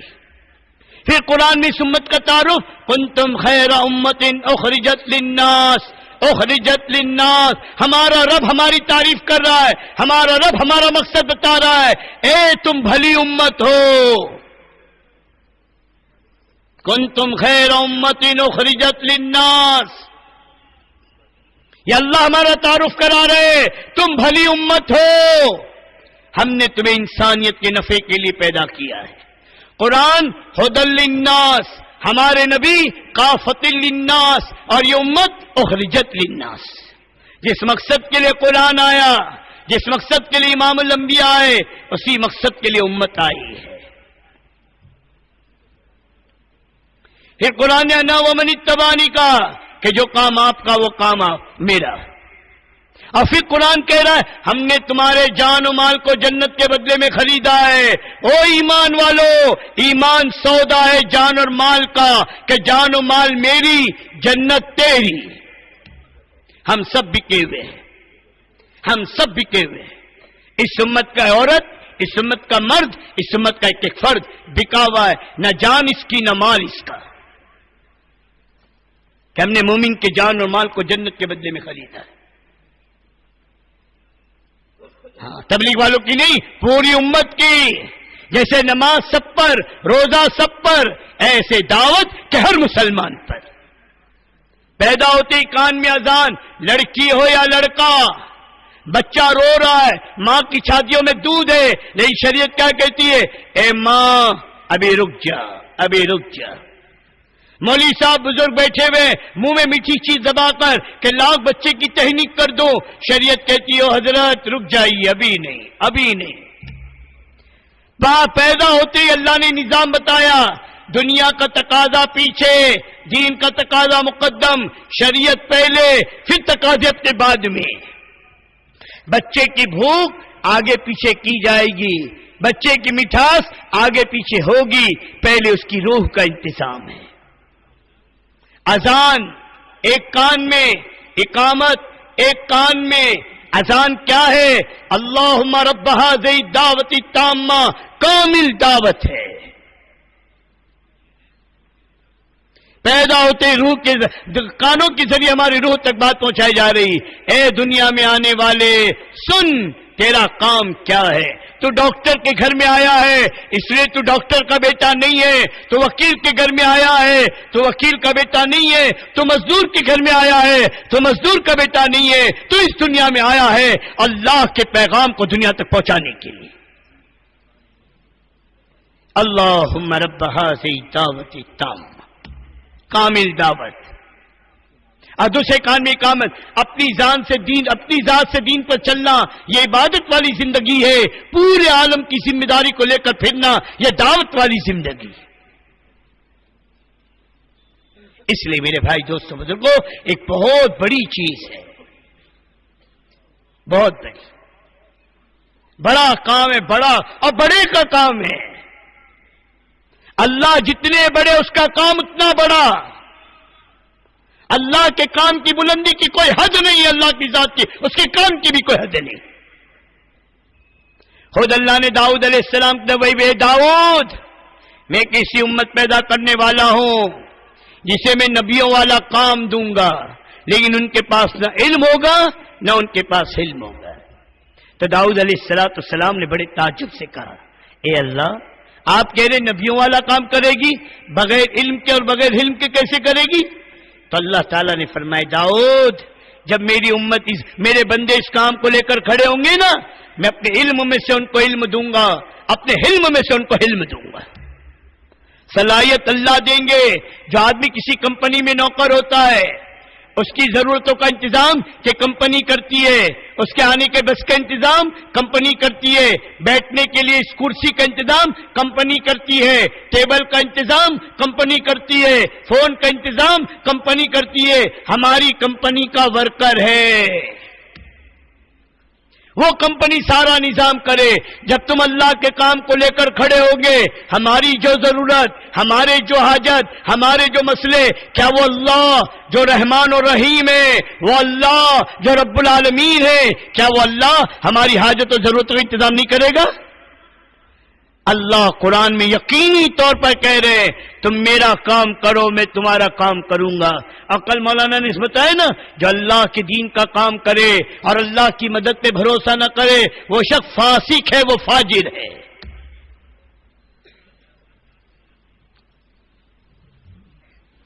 یہ دیکھ کر کرنے کا نہیں ہے، یہ چکھنے کا نہیں ہے، چلو ساتھ دیکھ لو، تھوڑا ٹرائل کر لو، یہ تو یقین کا راستہ ہے، یقین کا۔ اس راستے کا پہلا انعام مغفرت ہے، پہلا انعام۔ دین کی مجلس میں رہ کر بیٹھا ہے، ابھی کوئی عمل کیا نہیں ہے، صرف مجلس میں آیا، لوگوں نے پکڑ کر محبت سے، پیار سے گشت میں جا کر اس کو لے کر آئے، یہ مسجد میں آ کر بیٹھا، دین کی مجلس میں بیٹھا، کیا ہے فضیلت؟ کیا ہے فضیلت؟ ایک فرشتہ اعلان کرتا ہے، اے بیٹھنے والے، تیرا بیٹھنا مبارک، اللہ نے تیرے گناہوں کو نیکیوں سے بدل دیے۔ پہلا پروانہ مغفرت کا ہے کہ فرشتہ اعلان کرتے تیرا بیٹھنا مبارک۔ پہلا انعام کیا ہے یہاں پر؟ کہ مغفرت۔ اور مغفرت کتنی بڑی چیز ہے؟ اللہ اکبر۔ مغفرت کے معنی کیا؟ جو کچھ کیا سب معاف، کہ اللہ جس کی مغفرت کر دیتا ہے سارے گناہ معاف، بلکہ اس گناہ کے گواہوں سے بھی اللہ اس گناہ کو بھلا دیتا ہے۔ زمین سے صاف، آسمان سے صاف، ہمارے بدن کے اعضاء سے صاف، ہر چیز سے صاف، پہلا انعام ہے۔ پھر آگے اس کے تو درجات ہیں۔ خود اللہ قرآن میں کہہ رہے سورہ نساء میں، اللہ کی راہ میں پھرنے والا اور اپنے گھر پر بیٹھنے والا دونوں برابر نہیں ہو سکتے۔ اور یا مفسرین نے لکھا ہے گھر بیٹھنے والا کون؟ دکان کاروبار دھندے والا؟ کہ نہیں، گھر میں رہ کر عبادت کی بلندیاں، اعمال کی بلندیاں، تقوی کی بلندیاں، ساری چیزیں موجود ہیں، وہ اور اللہ کی راہ میں نکلے والا دونوں برابر نہیں ہو سکتے، کہ ان کے لیے دوہرا اجر ہے۔ اللہ کے راستے کی صبح شام کی قیمت کا اندازہ لگاؤ۔ اس کے آدھے دن کا فرق، آج کہتے ہیں نا ارے جماعت چلی جائے، تھوڑا کام ہے، تھوڑا معاملہ ہے، تھوڑا لینا دینا ہے، میں دوپہر سے آ جاؤں گا۔ آدھا دن دیر ہو گیا۔ کبھی سوچا عبداللہ ابن رواح سے حضور نے کیا فرمایا تھا؟ ارے عبداللہ آدھا دن نہ کہ آج تم نے سوچا بھی نہیں تیرے اور جماعت کے درمیان دوری کتنی؟ کیا آدھے دن کا حق نہیں؟ تیرے اس جماعت کے درمیان میں 500 سال کی دوری حائل ہو گئی، وہ تجھ سے 500 سال آگے نکل گئے۔ اور یہ آگے کیوں نکلے؟ عبداللہ ابن رواح سے پوچھو، دکان کا تقاضا تھا، بیوی کا تقاضا تھا، بچوں کا تقاضا تھا، مال کا تقاضا تھا، کس نے تجھے پیچھے کیا؟ امام الانبیاء جیسا خطیب، مسجد نبی جیسی جگہ، جمعہ جیسا دن، آخری جمعہ مسجد نبی میں امام الانبیاء کے پیچھے پڑھنے کی تمنا تھی، جس نے عبداللہ ابن رواح کو 500 سال پیچھے کیا ہے۔ کیا سمجھ رہے ہیں؟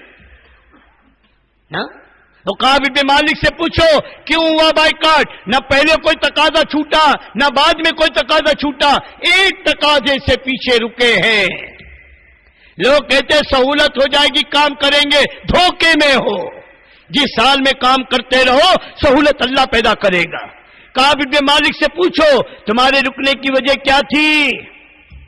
وقاب کہتے خدا کی قسم اس زمانے میں جتنا مال میرے پاس تھا کبھی اتنا مال میرے پاس کبھی نہ رہا، میری ذاتی دو اٹھنیاں تھی، اور اسی مال نے مجھے دھوکے میں ڈال دیا، اور میرے دل میں بار بار یہ آتا میرا کیا مسئلہ ہے، جب چاہوں گا چلا جاؤں گا، جب چاہوں گا چلا جاؤں گا۔ آدمی کہتا ہے صاحب مال آ جائے تو صاحب ہم تبلیغ ہے، صاحب امریکہ کا تقاضا بولو، یورپ کا تقاضا بولو، صاحب دنیا میں جائیں گے، چلو مال کمانے دو، تھوڑا کاروبار، یہ سیدن ارکاب کہہ رہے سنو ہمارا حال بیان کیا گیا کتابوں میں، سنو۔ ہر وقت میرے دل میں یہ خیال تھا، اور اسی اسباب نے مجھے اپنے ارادے کو بھی پکا کرنے نہ دیا، اب میں دل سے ارادہ ہی کر نہ سکا۔ قیامت تک کی امت کو بتلایا اگر دل میں ارادہ نہ ہو صحابی رسول کو بھی توفیق نہیں ملتی۔ میں اور آپ کیا ہیں؟ میں اور آپ کیا ہیں؟ صحابی رسول، اور فرمایا جو جس حال میں چلتے رہو، ہاں حال بندی کے چکر میں نہ کہ حال بدلے گا، نہیں تم پہلے حال بدلوا دو پھر میں کام کر کے، نہیں، اللہ کہے تم میرا کام کرو میں تمہارا کروں گا، تم شروع کرو۔ 1 مہینہ نوکری کرتا ہے، 1 مہینے کے بعد ملنے والے پگار کے یقین پر، کھیت میں ہل چلاتا ہے، 4 مہینے بعد ملنے والی فصل کے یقین پر، ڈگری پر محنت کرتا 20 سال 22 سال، اس کے بعد ملنے والے اما میرے 200 نفع کے یقین پر، حالانکہ سب ان گارنٹی ہے۔ اور اللہ کا دین کا کام یقین کہ قدم اٹھانا ہی، جس نے اپنے گھر سے قدم نکالا اور 1 قدم اللہ کی راہ میں نکالا، اللہ کی رحمت اس کی طرف متوجہ ہو گئی اور باطل پہ زد پڑ گئی، اور اللہ کا غیبی نظام حرکت میں آ گیا، فرشتوں کے نظام حرکت میں آ گئے، نکلتے۔ ایسی یقینی چیز ہے، شک نہیں۔ قرآن لا ریب فیہ، قرآن میں شک نہیں، اور جو قرآن والی محنت ہے اس میں بھی شک نہیں، یہ شک سے پاک ہے، یہ یقین کی بنیاد پر ہے۔ اللہ کا راستہ ہے، ففروا الی اللہ، دوڑو اللہ کی طرف، جو اللہ کی طرف دوڑتا ہے وہ اللہ کو پا لیتا ہے، اور جس نے اللہ کو پا لیا اس نے سب کچھ پا لیا۔ کام ہے دوستو، کھیل نہیں ہے۔ مولانا یوسف صاحب رحمۃ اللہ علیہ سے مولانا الیاس صاحب رحمۃ اللہ آخری وقت میں کہا تھا، یوسف گلے لگلے میں دنیا سے جا رہے ہیں، اور پھر ایک جملہ کا ایسو، یہ کام ہے، اسے کام بناؤ گے تو کام بنے گا، اور کھیل بناؤ گے تو کھیل بنے گا۔ موڈ میں آیا تو کھیل لیا، موڈ میں آیا تو چلے گئے، موڈ میں آیا تو پھر لیا، موڈ نہیں تو میرے دوستو کھیل ختم، چلو چھوڑو بند کرو، کیا ہوا؟ ارے یار موڈ نہیں، بہت تھک گئے، چلو لو، جیسے کھیل ختم تبلیغ ختم۔ موڈ والی نہیں، طبیعت والی نہیں، چاہت والی نہیں، تقاضوں والی۔ جیسے بھوکے کو اندر سے تقاضا ہوتا ہے، پیاسے کو اندر سے تقاضا ہوتا ہے، نوجوان کو اندر سے تقاضا ہوتا ہے، ایسے خدا کی قسم ہر ایمان والے کے اندر بے چینی ہو کہ اللہ کا دین مٹے اور ہم نہ باقی رہے۔ حضرت عمر تو کہہ رہے ہیں، اے ابو عبیدہ سن، ہمیں جو کچھ عزت ملی ہے اس دین کی وجہ سے ملی ہے، اس دین سے جو ہٹ کر اپنی عزت کو تلاش کرے گا وہ ذلیل و ناکام ہوگا۔ ہماری یہ محنت دیندار بننے کی بھی ہے، اور ہماری یہ محنت پوری دنیا کو دیندار بنانے کی بھی ہے۔ دنیا کہتی مالدار بنو، عہدے دار بنو، ڈگری دار بنو، کارخانے دار بنو، دکاندار بنو، اور نہ جانے کیا کیا بنو، اور ہم کہہ رہے ساری دنیا سے کہو دیندار بنو، دیندار، نہ موت نہ مرو مگر مسلمان بن کے مرو۔ کون بنے گا مسلمان بن کر؟ کہ جو جیے گا مسلمان بن کے۔ اور اللہ قرآن میں کہہ رہے یا ایھا الذین آمنوا ادخلوا فی السلم کافہ، اے ایمان والو پورے اسلام میں داخل ہو جاؤ۔ دوستو وقت بہت کم ہے، وقت بہت کم ہے، کام بہت زیادہ ہے۔ اپنے کو بنانا ہے، اپنے رب کو منانا ہے، اور ساری دنیا کے انسانوں کو رب کی اطاعت اور بندگی پر لانا ہے۔ ہاں، اور وقت کتنا کم ہے، ہر پل ہم زندگی سے دور اور موت کے قریب بڑھ رہے ہیں۔ وہ موت کا فرشتہ تیزی کے ساتھ ہماری طرف بڑھ رہا ہے۔ ابھی صبح فجر پڑی ہے، ظہر ملے گی اس کی گارنٹی نہیں ہے۔ آج کا دن دیکھا ہے، آج کی رات دیکھو گے اس کی گارنٹی نہیں ہے۔ گھر سے نکل کر آئے ہو، گھر پہنچو گے اس کی گارنٹی نہیں ہے۔ سب ٹھاٹ پڑا رہ جائے گا جب لاش چلے گا بنجارا، اور اس موت سے پہلے موقع ہے دوستو، ورنہ مرنے کے بعد خون کے آنسو رونا پڑے گا۔ آج اپنے کو تیار کر لو، آج اپنے رب کو منا لو، آج اپنی زندگی کے بدلنے کی فکر کر لو۔ کل کا دن میرے دوستو ہمارے ہاتھ سے نکل جائے گا، اور جس نے آج کے دن کو قیمتی بنا لیا، آنے والا کل خدا کی قسم سے چین کی زندگی دے گا۔ اللہ کے نبی پاک صلی اللہ علیہ وسلم کی حوض کوثر پر جب جانا ہوگا، کوئی آئے گا، حضور کہیں گے یہ حوض کوثر ہے، یہ برتن ہے، اٹھاؤ پانی پی لو، وہ پانی پیے گا۔ کوئی آئے گا، آقا اپنے سینے سے لگائیں گے، سینے سے، اور اپنے ہاتھوں سے جام کوثر بھر کر دیں گے۔ وہ پہلا والا کہے گا حضور میں بھی تو آپ کا امتی تھا، مجھ سے کہا لے کر پی لو، اسے آپ اپنے ہاتھ سے پلا رہے ہیں۔ آقا فرمائیں گے تو اپنی بنا کر آیا، تو اپنی کر کے آیا، یہ میرے غم میں پھرتا رہا، میرے غم میں چلتا رہا، لوگوں کے تانے اس نے سنے، گھر والی کی کڑوی کسیلیاں اس نے برداشت کی، بچوں کے منہ بنے اس نے برداشت کیا، رشتہ داروں کی بری اس نے برباد کی، کاروبار دھندے کا نقصان اس نے جھیلا، تم اور یہ برابر کیسے ہو سکتے ہو؟ یہ تو میرا کام کر کے آیا ہے۔ یہ نبی کے دل کو ٹھنڈک پہنچانے کا کام، اللہ کے نبی کے دل کی ٹھنڈک کا سامان ہے، آقا کے زخمی سینے کا مرہم ہے، یہ مرہم معمولی کام نہ سمجھو۔ یہ برکت ثواب کی چیز، برکت ثواب کا تو کوئی سوچ نہیں سکتا، یہ تو مقصد ہے، مقصد۔ ہم اس کام کے لیے پیدا کیے گئے۔ اپنی بیوی سے کہو تو اللہ کے دین کی محنت کی ذمہ دار ہے، اپنے بچیوں سے کہو تم اللہ کے دین کے کام کے ذمہ دار ہو، اپنی دکان سے کہو اے دکان تو اللہ کے دین کے تقاضوں کے تابع ہے، اپنے کارخانوں سے کہو اے کارخانوں تم ہمارے دین کے اللہ کے دین کے تقاضے کے تابع ہو، میں تمہارے تابع نہیں ہوں، میں اللہ کے دین کے تقاضے کے تابع ہوں۔ جو اپنی دنیا کو اللہ کے دین کے تقاضوں کے تابع کرے گا، خدا کی قسم اللہ اس کی دنیا کو اجڑنے نہیں دے گا۔ ساری دنیا کا باطل مل کر اسے اجاڑ نہیں سکتا، آگ لگا نہیں سکتا، نقصان پہنچا نہیں سکتا۔ کرو سودا اپنے اللہ سے، آؤ اللہ کی طرف اپنی قربان، اپنے آپ کو دکھاؤ اپنے حوصلے، 90 من کھجور کا لے کر آنے والا بھی موجود، اور رات بھر کی مزدوری کر کے مٹھی بھر کھجور کا لے کر لانے والا بھی موجود۔ اور جان دینے کے جذبے اللہ کے نبی کے زمانے میں بچوں کے اندر تھے، بچوں کے اندر۔ حضرت سعد بن ابی وقاص کہتے ہیں میں نے احد کے میدان میں دیکھا میرا بھائی اونٹوں کی ٹانگوں کے نیچے چھپ رہا تھا، میں نے اسے پکڑا، عامر ادھر آؤ۔ عامر آیا، کیا کر رہے ہو؟ کہ اونٹوں کی ٹانگیں بچھو۔ کیوں؟ اللہ کے نبی نے بچوں کو جانے سے منع کیا ہے، اور میرا دل چاہتا ہے میں اللہ کی راہ میں جا کر جان دے دوں۔ بچے جانتے تھے اللہ کی راہ میں جا کر لڈو پیڑے نہیں ملیں گے، مٹھائیاں نہیں ملے گی، برفی نہیں ملے گی، جان کے سودے ہیں۔ بچے پنجوں کے بل کھڑے ہوتے تھے، پنجوں کے بل۔ ایک کو اجازت ملی، ایک کو نہیں ملی۔ اس نے کہا یا نبی اللہ آپ نے اسے اجازت دے دی، مجھے نہ دی، حالانکہ میں اس سے زیادہ طاقتور ہوں، میرا اس سے مقابلہ کرائیے۔ اللہ کے نبی نے کہا کہ مقابلہ کرو۔ دونوں کا مقابلہ ہونے لگا تو جس کو اجازت ملی تھی اس کے کان میں اس نے کہا کہ دیکھ تیرا تو بیڑا پار ہو گیا، تجھ کو تو اجازت مل گئی، اگر میرے دھکا دینے میرے گرانے سے تو گر جائے گا، میرا بھی مسئلہ حل ہو جائے گا اور مجھ کو بھی اجازت مل جائے گی۔ یہ جذبے، حالانکہ اللہ کے نبی سب دیکھ رہے، لیکن حضور صلی اللہ علیہ وسلم خاموش خاموش۔ تو دوستو ماؤں نے بچوں کے اندر یہ جذبے پیدا کیے تھے اللہ کے دین پر جان دینے کے۔ یہ بچانے والے جذبے کہاں سے آ گئے؟ یہ لگانے والی امت یہ بچانے والی کب سے بن گئی؟ یہ دوڑنے والی امت اللہ کی راہ میں یہ گھر بیٹھنے والی کب سے بن گئی؟ کس چیز نے روک رکھا ہے؟ کس چیز نے ہمیں دوستوں پیچھے کر رکھا ہے؟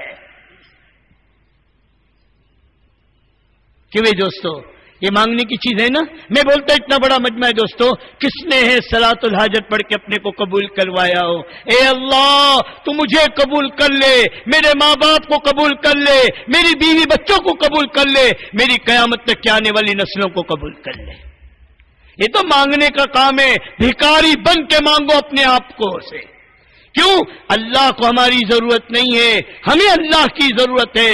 اللہ ہمارے محتاج نہیں ہے، ہم اللہ کے محتاج ہیں۔ ہمارے بغیر میرے رب کا کام ہو جائے گا، ہمارا کام اس کے بغیر نہیں ہوگا، نہیں ہوگا۔ ایک کام دیا ہے دوستو، کام یقینی چیز۔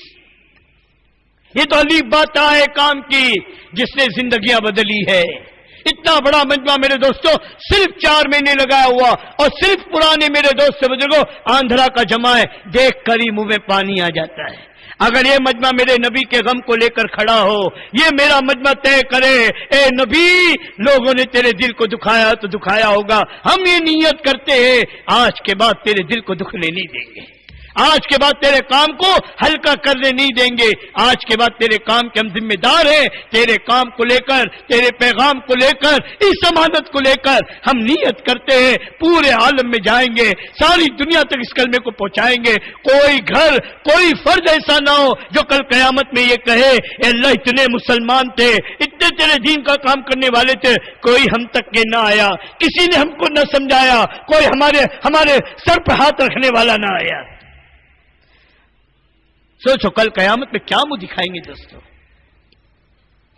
ایک موقع ہے، سب مل کر قربانی دے دو کہ اللہ کیا قربانی قبول ہو جائے۔ قربانی کے اللہ کا ایک سطح ہے، جب اس سطح پر قربانی پہنچتی ہے اللہ پاک ہدایت کی ہواؤں کو عام کرتا ہے۔ اللہ ہدایت کیا ہو، پھر ملکوں کو، قوموں کو، پھر رات کو سوئے ہوں گے نا، ہم سوچتے ہیں سردار جی پتہ فلاں جگہ برف باری ہوئی، فلاں جگہ سخت سیلاب آ گیا، ایسے ہی جب رات کو سو گے صبح میں اٹھو گے خبر آئے گی فلاں ملک کو، فلاں علاقے کو، فلاں بر اعظم کو اللہ نے ایمان سے نواز دیا۔ کریں گے تو اللہ دوستو، ہم تو تھکے۔ 3 چیزیں ہیں، ایک تھکا دینے والی محنت، تھکو۔ اللہ کو اپنی نسبت تھکنا بہت پسند ہے۔ آج دنیا کی نسبت تھکنے والے 1000 ہیں، روز شام کو جب گھر پہنچتا ہے میری بیوی کہتی ہے بہت تھک کر آئے، کاروبار میں دھندے میں بہت تھکے، حضرت لاؤ آپ کے پاؤں دبا دوں، پاؤں دبا رہے، پاؤں بیوی دبا رہی، بچے میرے دوستوں خدمت میں لگے، میرا باپ تھک کر آیا، میرا شوہر تھک کر آیا۔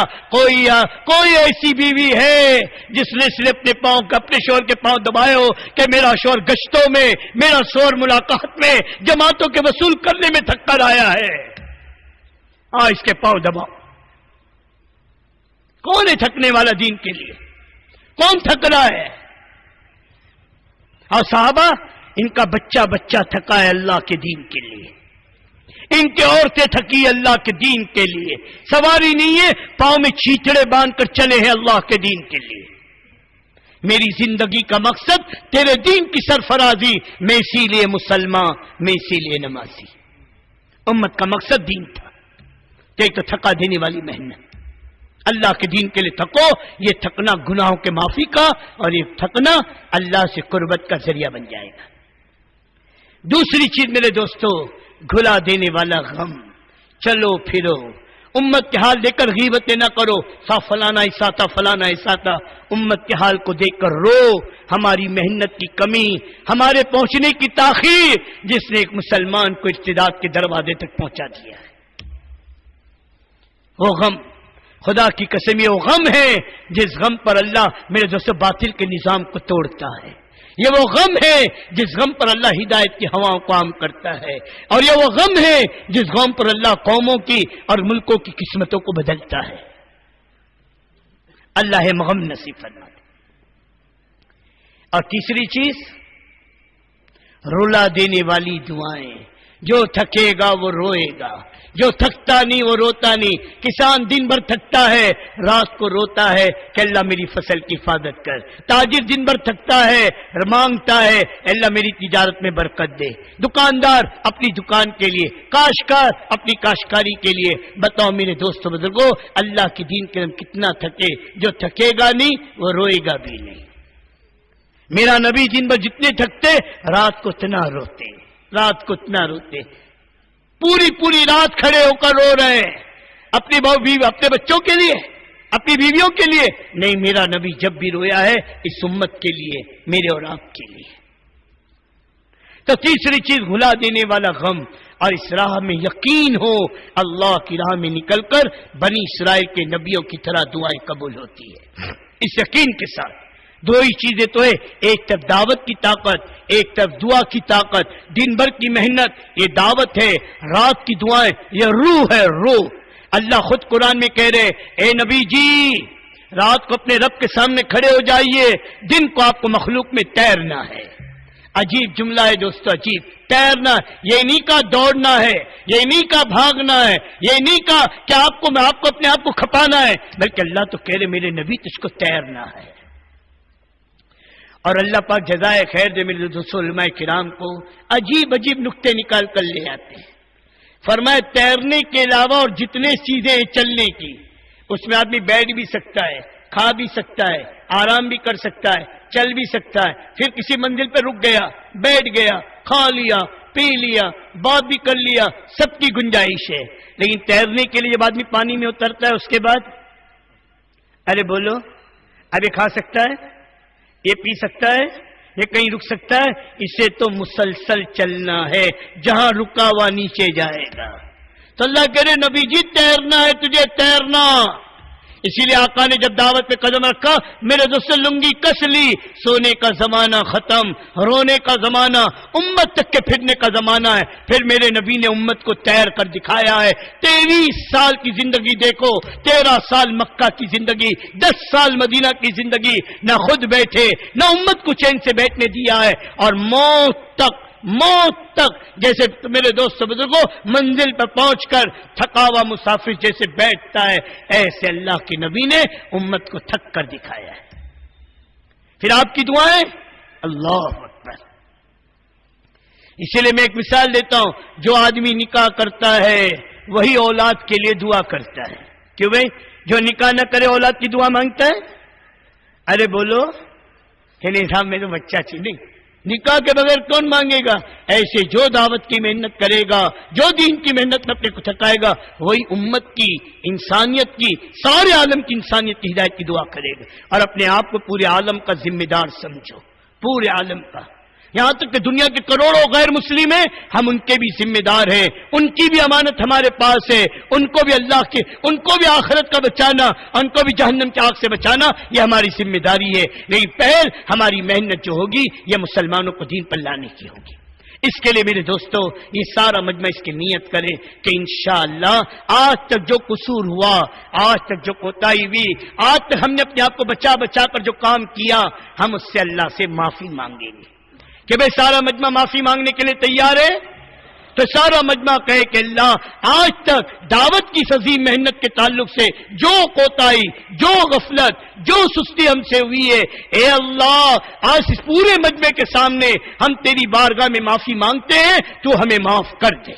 کہو اے اللہ تو ہمیں معاف کر دے، کہو اے اللہ تو ہمیں معاف کر دے، کہو اے اللہ تو ہمیں معاف کر دے۔ اتنا بڑا مجمع دوستو اللہ کے سامنے معافی مانگا ہے، اللہ ہم سب کی توبہ کو قبول فرمائے۔ اب ارادہ کرو آج کے بعد سے لے کر جتنی زندگی ہے، اللہ کے دین کے کام کو ہم اپنا کام بنا کر کریں گے کہ بھئی تیار ہو؟ کون کون کرے گا؟ اللہ اس پورے مجمع کو قبول فرمائے اور ان کی اور ہماری قیامت تک کے آنے والی نسلوں کو قبول فرمائے۔ اب تیسری چیز میرے بھائی دوستو، دیکھو میرے دوستو میری گزارش ہے، آپ کہو تو میں ہاتھ جوڑ کر آپ سے کہوں کہ گزارش ہے، اب اس وقت میرے دوستو ایک کام کا موقع ہے، جو مجمع جو بیٹھا ہے اسی طرح بیٹھا رہے، آپ کے اللہ بیٹھنے کو جزائے خیر دے۔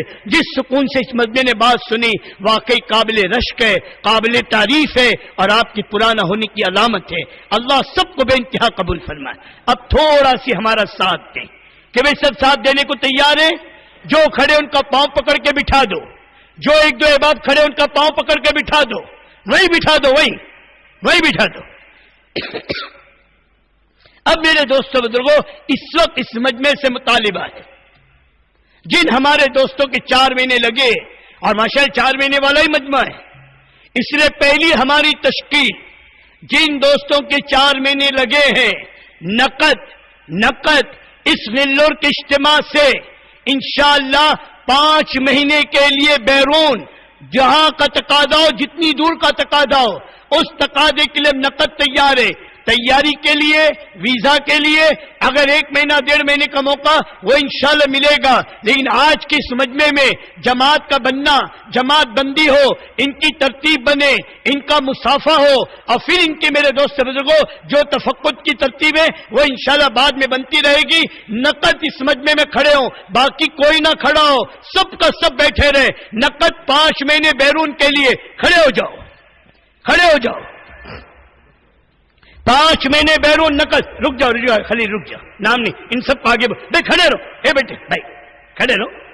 اچھا نقد 5 مہینے بیرون کے لیے جو جہاں ہے وہی کھڑا رہے، خطے وار جماعت کی تشکیل والے بھی مضبوط ہو، جو جہاں ہے وہ کھڑے ہو جاؤ۔ 5 مہینے نقد، نیلور کا مطالبہ نہیں ہے، پورے آندھرا کا ہے، پورے آندھرا کا۔ کڑپا والے بھی بولو، سب نے ارادے کیے ہوئے ہیں، حیدرآباد کے ہر منطقے والے، ہر حلقے والے بولو۔ 5 مہینے بیرون نقد انشاءاللہ اللہ نکالے گا، اللہ لے جائے گا اور اللہ کام لے گا۔ جان مال تو ہم اللہ کو بیچ چکے ہیں، ہمارا ہے کیا؟ جو کچھ میرا میرے پاس ہے وہ سب کچھ ہے تیرا، تیرا تجھ کو دیتے کیا جاتا ہے میرا۔ اچھا اب یہ مجمع آگے آ جاؤ، یہ لوگ آگے آ جاؤ، میں ان کو سہولت کر دو۔ آؤ میرے دوستو، آؤ، آپ کا چلنا بھی اللہ کے راستے میں لکھا جائے گا۔ اے میرے کھڑے رہو، بیٹھنا نہیں، کھڑے رہو۔ آؤ میرے بھائی آگے آ جاؤ، بھائی سہولت کرو، خطے وار جماعت کے ساتھی ان کو لے کر آگے بڑھو۔ آؤ، واہ واہ، ارے سہولت کر دو، جلدی، جوان آدمی بڈھا کام، جلدی آؤ، آ جاؤ، میرے ہیرے موتی آ جاؤ، آؤ۔ 5 مہینے بیرون ہے کس ملک میں، نہ جانے کون سا ملک آپ کے نام اعمال میں لکھا ہے، کن انسانوں کی ہدایت آپ کے ہاتھ میں، آپ کی محنت پر رکھی اللہ نے۔